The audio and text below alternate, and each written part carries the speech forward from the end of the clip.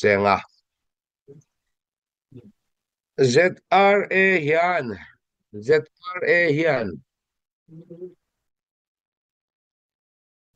Mizorama ham thanna duwangin zo na tha kan pia atak tak an ram sunga mizo hi an ho em mayani mizo hi an ho em mayani zo ming mwana monte a lai tu ya nu pui nei lai tu ya khosa bai siama khosani bai siama khosani anu pui ka lai tu kwani mizo ani awangin manan tumta an lawa an nupain Mizoram kelkanga an ral tanta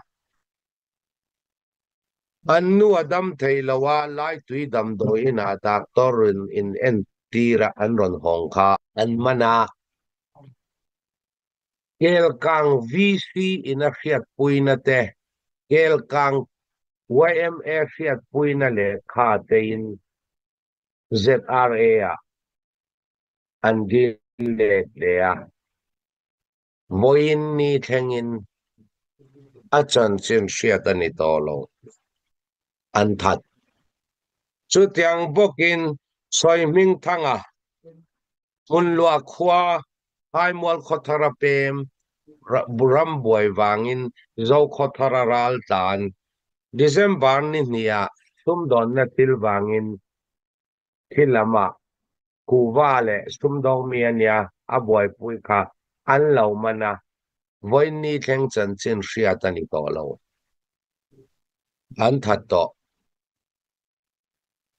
chu tiang bokin buk phir khwa ming ka soi du lo an ta na him lo thei February tha tun sang ni som ni panga February tha a dar khaya ni thiralin akala an lo man le ni dar khaya mi thirala kal mai mai ani mi zo ni wanga lo man ani an ZYA te ne na in chua lo ani chuan in mi le sa te hetiang ti thin tu te report pe thin tu te le in ZNV ho ka chunga man kan ti ta ta an ron chua le a amaro chu an lo soi sanaman khop mai chu tiang bokin motor pule an phai lam zin ta chuan in shutang puyanga lai tuya chodor hong mizo nu in wang aming ka soi tel lawang amaro chu ka soi chuan in hremayang antan himnan mizo ani awangin a chodor kha an hlot chua an chua helama Mizorama zo na thak tin kam thatna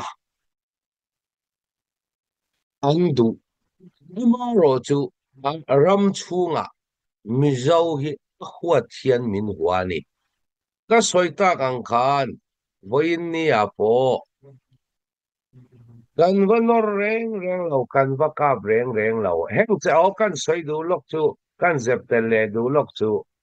heng an mi man bo tak chan chin fiat to lo chuan an thak to zoro po kan khen ani